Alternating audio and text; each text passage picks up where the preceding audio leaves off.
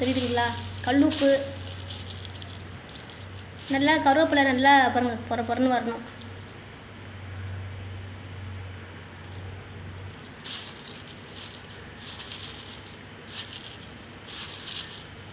நல்லா பொரிச்சிட்டேன். நல்லா காஞ்ச கருவேப்பிலை தான், நல்லா சூடு பண்ணி நல்லா மொறு மொறுன்னு இருக்குது பாருங்கள்.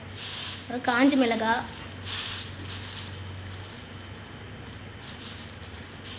மிளகாய், கடலைப்பருப்பு, உளுத்தப்பருப்பு.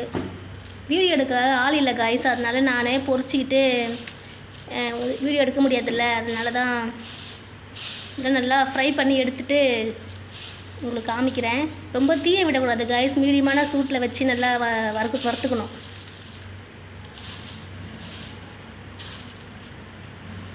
பவுடர் பண்ணி பார்க்கலாம் வாங்க, வீடியோக்குள்ளே போகலாம்.